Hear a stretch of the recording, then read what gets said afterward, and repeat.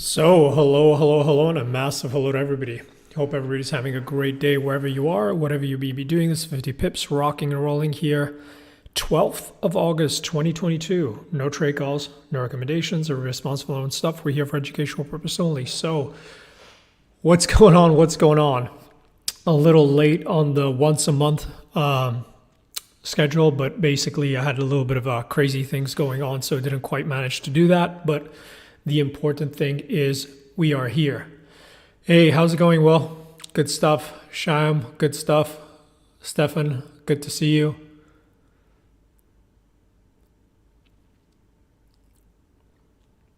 Okay, cool. Good stuff. Good to see you guys. Yeah, let's see. Let's see what's going on. I mean, we do have some interesting action, and let's get cracking and let's go and let's get through as many things as possible. Again, I don't really have anything in mind. I'll cover whatever anybody wants to cover, and we'll stay on as long as people have questions.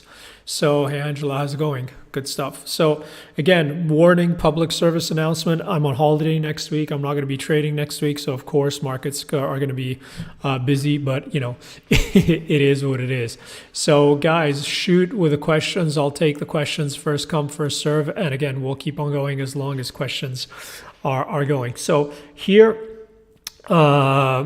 let's get cracking. So basically bonds, Shem. I mean, here I think bonds are extremely interesting. Full disclosure, maybe talking my book, I'm short. So there's two things, either there's the hawkish camp, the dovish camp. Inflation has peaked, inflation hasn't peaked. I mean, bottom line, without getting into too much trouble, I think, even if inflation has peaked, we're still at extremely high levels. So it's not like it's going away. And at the end of the day, I'm just a dumb trader, so I'm going to listen to what the Fed is saying for now. And the Fed is saying that and Powell is saying, and all the speakers are saying, they say they want asset prices lower. They're talking about 3.5%, maybe even 4%. They're talking about getting to where they have to get and then pause, wait and see. So for me here, getting long bonds is not an interesting trade. It doesn't make any sense to me. And I would be looking here for the 10-year to come at the very least, come back into this 3% mark. And here we could chop around and it could stay fairly stable. But a gun to the head, I would suspect the risk is for a move back into 3.5. So we discussed this. I also posted this chart on Twitter when it was stalling, and here what we had is we had that squeeze that broke through here. We got the ZNs, right? We broke through this key area, right? And it just couldn't get any traction. You see this smackdown, right? You keep on seeing these smackdowns. And the very interesting thing we discussed in the webinars and stuff we were talking about is when that CPI print came out, right? You had to pay attention to bonds and gold, right? You saw that the pump in equities, or the initial move, bonds especially, they reversed that straight away, right? So the bond market is telling you they're not buying this pump, this low liquidity squeeze, and right here, this is a failed breakout. So even technically, we've still got, this is still moving lower. If we can clear these lows, then that would open, which is probably around 3% mark, that would open the move all the way back down into those lows. So I still think that I would be focused on the bond market. If you want to get all gung-ho about the inflation has peaked narrative and yada yada yada, unless bonds are playing ball, I'm not buying it. So again, it's still holding the short bonds. And I think here the other thing to keep in mind with equities is that the more equity, and of course equities can pump in low liquidity chop, in summer chop. There's nothing wrong with that. It's never short a dull market. And August tends to be kind of like a break-even month. Even if you look at S&P seasonality, September tends to be a little bit heavier, right? It's an ugly month. And but ultimately, Powell's also told you, the Fed speakers have told you that they need asset prices lower. They need to stall everything. So paradoxically, the more stocks rip, probably that's just going to embolden the Fed even more to keep on hiking until something breaks and they can get those asset prices lower, right? And everything cool down a little bit. So, but this is the way I'm looking at bonds here. Next question. Can you look at Ethereum? Again, I don't really look at this, so I don't know what, my opinion's not really, my view's not that informed. But if you're looking at this technically on Ethereum, what's going on here? We're getting this ramp back into this zone. If you remember, Stefan, we talked about this before, and this is a constructive ramp. What I'd be focused at here is how it deals with the psychological 2000 mark. Then you have these previous supports that should act as resistance, and this is also coming in line with the 200 DMA and the bottom of this this chop range we discussed. Does that make sense? So here, the way I would look at it is that the key zone to focus on, and again, unless there's some kind of news or something specific, the key zone is this 2200, 2000 level. And if it can break above this, I would say the risk is for a squeeze back into, 3000, 3200. And if it can't, well, then if it gets smacked down hard here, well, then this could be, this would likely be some kind of choppy zone with all these moving averages coming in there. And just below that 1800, then a little bit of a move lower. But clearly it's trying to ramp. It's gotten above this level, which I think is fairly constructive. So the action is constructive, but I think the big test is the 2200, 2000 mark. That's what I would be more focused on.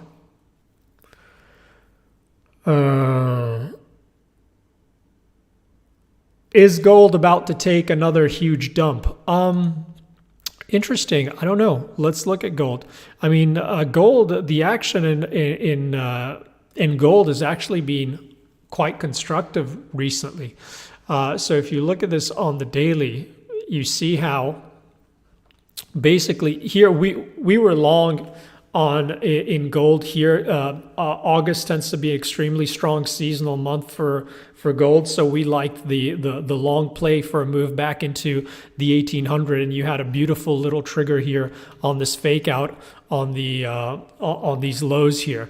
Now to me, gold is fairly neutral around this 1800, and it's holding quite nicely. You see the moving averages are pretty much flat, so they're not that useful. I think here, if you are a bear, what you're looking at, you're trying to fib this move from highs to lows, and you're saying, okay, well here you've got a cluster of moving averages coming in here. You've got the 50 back coming in around 1880. So you're looking for this to stall to get short in this area, or to get short for once it's back below 1800 for a puke and a continuation back into 1600 mark. My base case on gold is that it's still extremely choppy, and I think it's going to take a lot for this to smash right back down those lows into those 1680s. And broadly speaking, I still see this as a huge sideways chop, right? And to me, I have no interest in being involved in the middle of this range, but I really like to play the extremes. And I actually posted this on Twitter too. This is a beautiful little move when we came back down, because if you look at this, this is basically, the area that it held, right? Since for 2 years, right? The market, every time it came here, everybody's getting very, very pessimistic, and it couldn't. So when you get these reversals, look at this beautiful, tear in the eye moment. It's such a beautiful reversal. It's a very high odds trade for at least the 1800. You could actually argue that since it's a range trade, that long trigger should be held until we get a move back into the middle of the range that I've shaded, and the middle of the range is 1886. So right now, to me, gold is fairly neutral. It gets really darn ugly on any kind of close back below this 2-year low that's holding. It could go kind of AP stupid to the upside if we get but in here it's just very, very messy. So I just be looking at it tactically, but I don't think it's getting ready to take another huge dump, or I don't see anything right here, right now, that would indicate that this is looking to take a massive dump. Okay? Does that answer your question?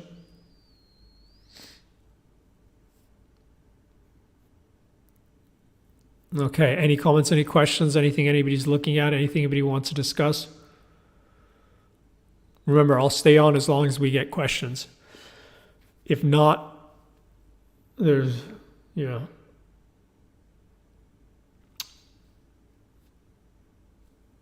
Any thoughts on ES? Oof, a lot. That's an open question, but a lot of thoughts on ES. So what's going on the ES? So again, it depends also, of course, what time frame you're looking at on the ES, but I'll just discuss this from a general point of view, okay? So what I think is very interesting in this rotation higher is that we've made it all the way back to the 50 back of this puke lower, right? And basically, we've got the 200 DMA to the upside.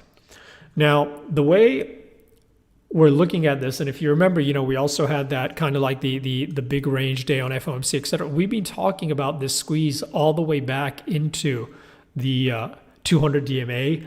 And as stupid or as silly as it may seem, you can't fight price. And you can see here the action's been extremely bullish.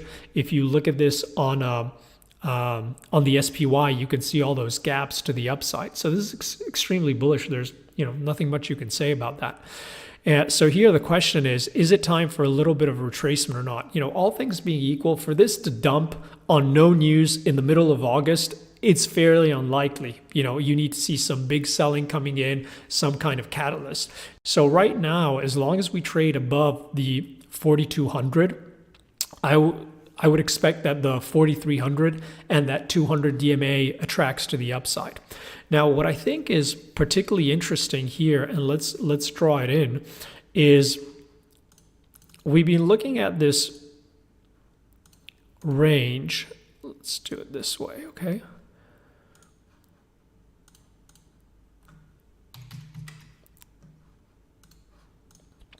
$4,200, $4,100. Let me know if this makes sense.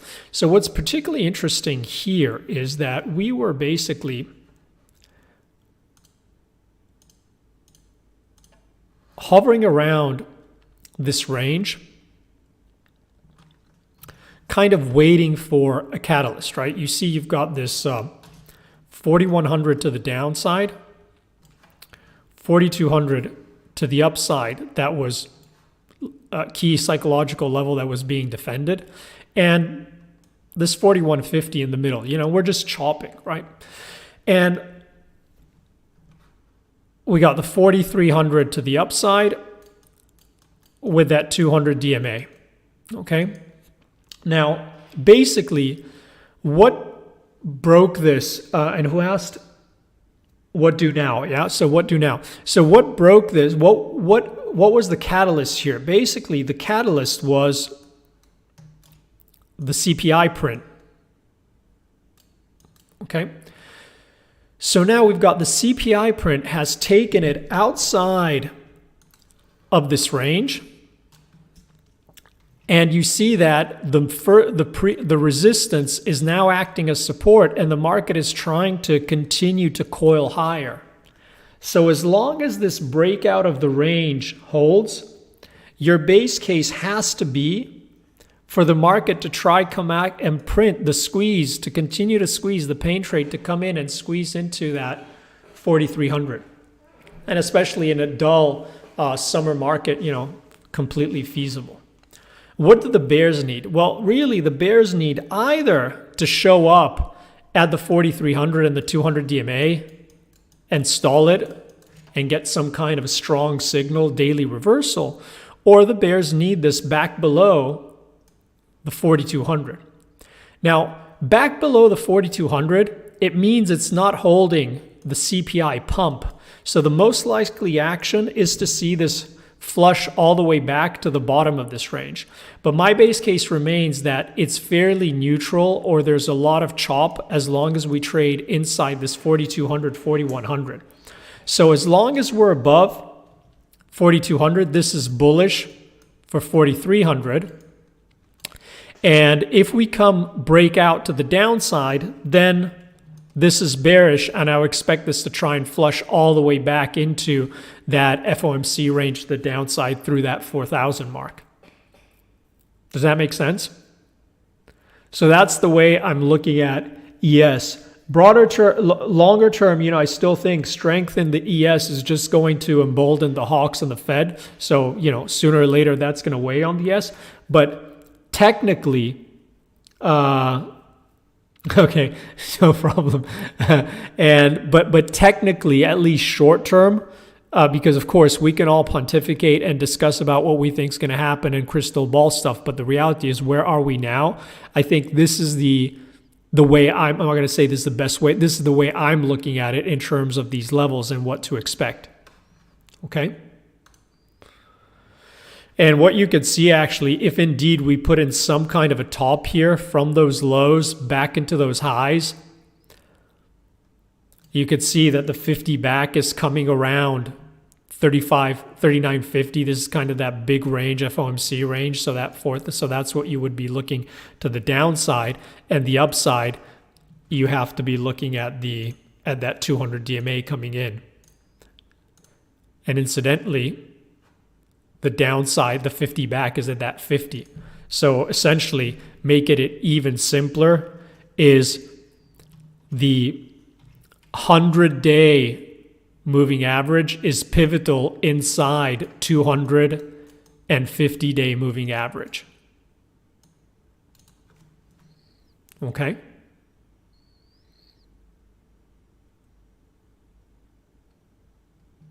And again, I think here the clearest read is on the ES. So I would continue to focus on the ES. And they're all pretty much trading together. NASDAQ is weaker than the others, but it's all fairly similar, right? That NASDAQ is getting sold here at the 13,550 with that daily reversal yesterday. So really, as long as we trade inside yesterday's range, so you can highlight yesterday's range. As long as we're inside yesterday's range, this is just summer chop, much to do about nothing. Absolutely, who cares, right? Nothing new. But if we take out yesterday's highs, then you would expect, the only thing you could expect is squeezy for 14K and a move back into the 200 DMA. If once again today we close below yesterday's lows, then that 13,000 to the downside is going to attract. And as you know, Will, that's the big pivot to the downside that's the big pivotal level for the NQ.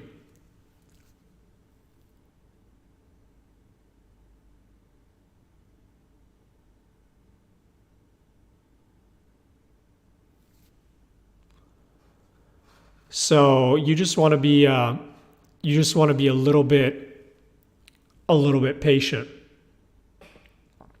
And understand that it's the summer chop. What's the likelihood of a big move without a catalyst? And you just don't want to fight flows.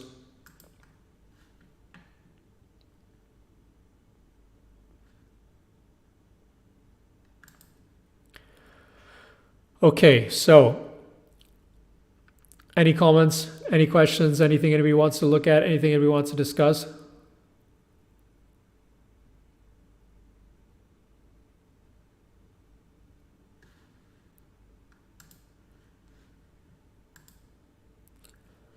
I think the important thing really here is to understand that, very thin volumes, market's choppy. You don't want to be a hero. You don't want to get in trouble. You want to stay small in terms of size. You don't want to fight flows. You don't want to be the only one trading when everybody's at the beach. And if you're going to do something, most likely the best possible, the most interesting thing is going to be on the data points on the days where we have catalysts, right?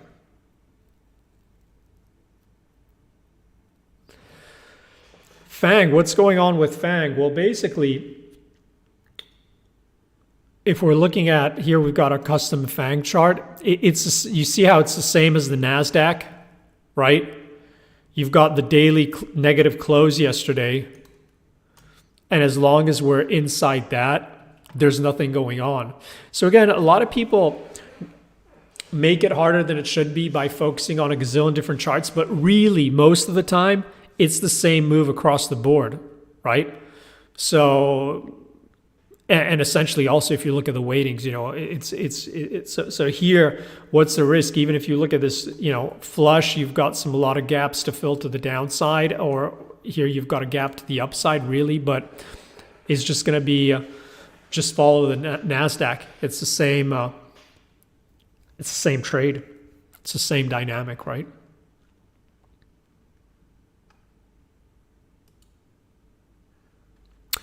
Yeah, here the yen here is a very, very interesting trade, right? And what we discussed, if you remember, last week or with that Sunday update, Angela, we discussed about the fact that any rally back into 135 was likely a sale for the continuation lower, right? And the continued unwind here. So again, a lot is going to depend on what happens, but this is interesting because you could get a double whammy on this for both if it's just an unwind of the positions or you get markets trade very, very heavy. But right here, there's really no change as though 130. I still like this idea as long as the 135 holds here, is that, you know, the pain trade is likely a flush to the downside. But right now, in the same way that a lot of things are rangy, and this is a wider range, as long as we're inside 130, and I know this is gigantic, right? 139, there's just nothing to do, right? I mean, it's not nothing to do, but it's really hard to read too much into it. And we'll likely have to see how the markets develop, how bonds develop. But here, essentially, this is set a very strong swing high. You've got this swing low. It's that previous resistance here.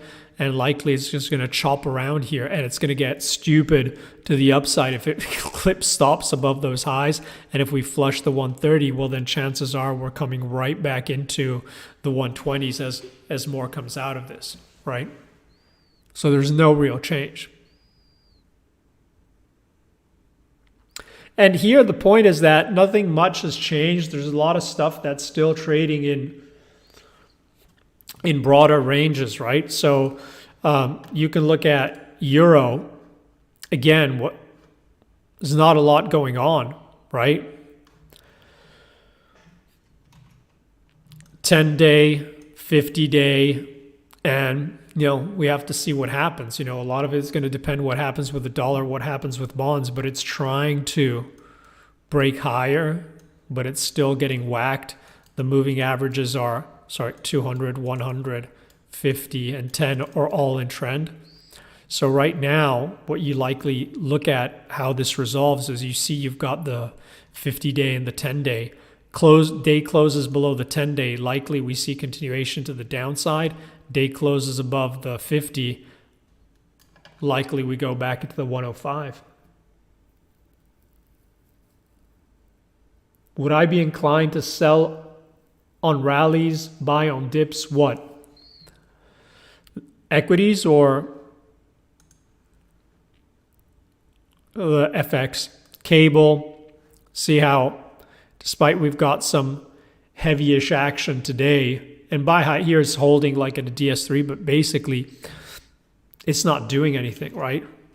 Clearly there's pips to be made and lost, but it's just hovering here, right? I have zero interest on the FX pairs, and by definition, I'm not in the summer chop. I'm not interested to sell rallies or buy dips. I'm interested to sell exhaustion at highs or buy exhaustion at lows. I'm not going to step into any kind of strength or weakness, just fading it, trying to catch it, because this is the kind of market where you get taken out, right? Aussie, this longs trigger back in the 200 DMA, that's done. It's fairly neutral here, right? You see how this is a big level we've held. This is fairly neutral, right? Kiwi, we had a beautiful long trigger on Kiwi. This could easily come back. We were looking for this to come back into the confluence of this low and the 200 DMA. But again, there's nothing particularly interesting going on. The CAD's still very choppy. Next week, we've got a lot of Canadian data, so that could be interesting. But,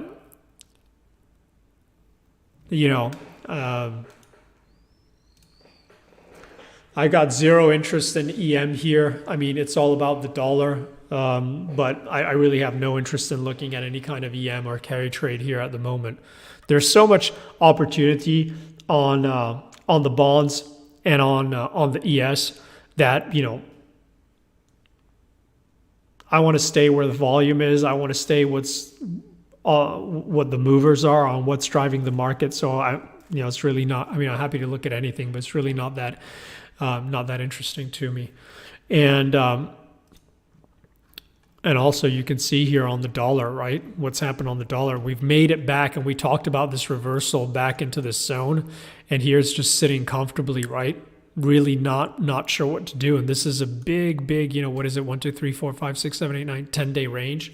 So likely what you'll see is a lot of people trying to trade the breakout of this 10-day range, either to the upside or the downside. But as long as it stays in range, there's not that much to do here. And again, keep in mind that next week we have the FOMC minutes and the retail sales on Wednesday. So that's likely the key day for next week. But really what's interesting is the week after, right? Because the week after we're coming in and straight away we got all the services and manufacturing PMIs. We got a bunch of, core durable goods, pending home sales. We got the weekly jobs. We got GDP. We got core PCE again, and we got Jackson Hole. So that's really the week, right? That's really the week where stuff can happen and we can get decent moves, especially with the GDP, PCE, and Jackson Hole, because not only are we going to see if those data points, confirm or sit well with the hawks or the doves, but more importantly, based on what the market does, Powell has a chance in Jackson Hole to either say, yes, we agree with the way the market is interpreting the data and keep it easy, or if they really don't agree on what the market is doing, to really lean into it and cause some movement. So that's really the focus. So I'm going to be off next week, resting and getting rested and refreshed and ready to come back for that week, which I think is going to be a key week, right? Key week. That's really and then stuff can happen next week, but that the following week is really what has the potential, or not the potential, but there's enough strong catalysts, right? Serious, strong, important catalysts that can get us trending again one way or the other. So, any comments, any questions, anything anybody's looking at, anything anybody wants to discuss?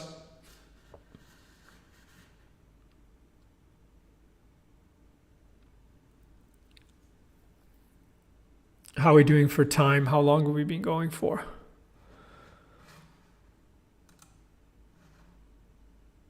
I can't even see how long we've been. Okay, about 30 minutes or so.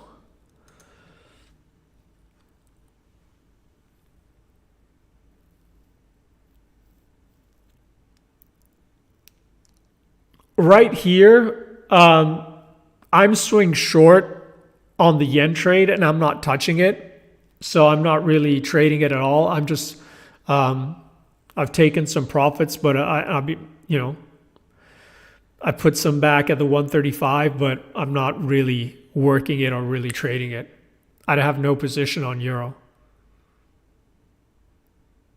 I think here, next, it's really not, there's nothing to me at this moment, unless we get a good daily reversals or a catalyst that's telling me we're at a level where I want to put in a big swing, a big conviction swing right here. So I would be trading small. I would widen out my TPs, widen out my stops, cut my size, and be as tactical and nimble as possible until we get catalysts that could, force some longer, some bigger swing move.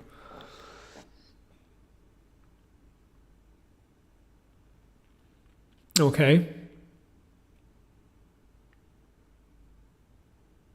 Yeah, we had some very decent, very technical moves this week. YM is really at a key level here, so it'll be interesting. But all things being equal, I think any failures today around this zone on YM are probably going to be interesting tactical shorts. But again, it's a Friday, so it's always a little bit tricky.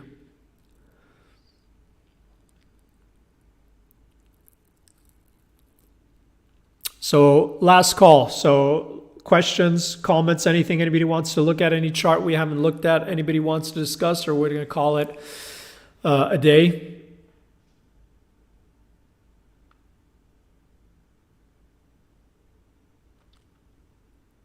In the meantime, as we see, I'm just going to buy some time, see if there are any question or anything pops up. I want to wish everybody an awesome weekend, awesome holiday to everybody who's going to be going on holiday. Thanks, man. All the best.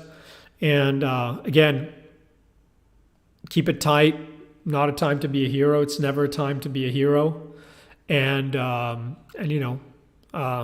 let's focus on price action, how price reacts, and long price action and short bias. Hey, yo, how's it going? No, we haven't looked at crude. Let's look at. Hey, thanks, man. We haven't looked at crude. We can look at crude. So what's going on crude? So basically here, what should we look at? Well, yeah, I mean, here we're kind of like stuck at the bottom of this range, and the 200 DMA is being pivotal. Now, we talked about a lot, the big chop range on crude for us is this 195, where things will be resolved. And what we were discussing was that even though we held the 200 DMA the first time, the fact that we were chopping around in this 100 and 95 mark, and you saw this sharp reversal back inside that zone, led us to believe that this was just, the trade was a little bit too public, right? Everybody and their pet hamster was long with a stop below the hold of the 200 DMA on a day close basis, and we were going back to the moon. Crude was going to 120, 130, 200, 300, 400, right? The whole deal. So our base case was that if we were going to get some upside traction, we really needed to flush those stops. So here those stops are flushed, and we're trying to get back inside that range. And you can see, even if you look at the weekly, right, trying to work on this weekly close.